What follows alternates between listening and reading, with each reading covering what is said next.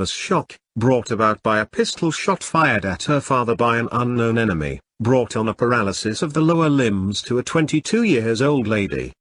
Within a few years she was confined to her bed, and remained incapacitated for 30 years.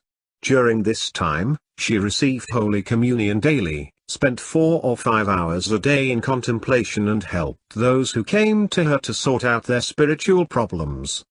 Eventually she went on to found the Institute of the Sisters of Notre Dame de Namur. Her life is the finest example of how God can turn our infirmity into strength to make you a partner in His great work. That person is Saint Marie Rose Julie Billiart. By the time Marie Rose Julie Billiart was 7 years old, she had memorized her catechism and would explain the lessons to her young friends. As she grew older she was known by people as the Saint of Quevilly, which was the name of her French town. Her family was farmers, and she helped them with farm work to earn money. But in her spare time, she taught religion to children and to workers. When the French Revolution began in 1789, Julie initially hid priests in her home so they would not be imprisoned or killed by the government. But eventually she became hunted herself for those actions. She took refuge with a noble woman who was engaged in good works in the name of her faith.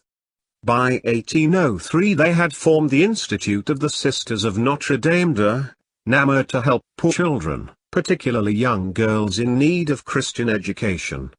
They also trained others to serve as religion teachers. Julie made her vows in 1804 and her paralysis was cured, allowing her to walk for the first time in 22 years. Monsignor de Broglie, the Bishop of Ghent, said of her that she saved more souls by her inner life of union with God than by her outward apostolate. In the years until her death in 1816, she founded 15 convents. She also nursed starving and wounded people following the Battle of Waterloo. She was made a saint in 1969 by Pope Paul VI.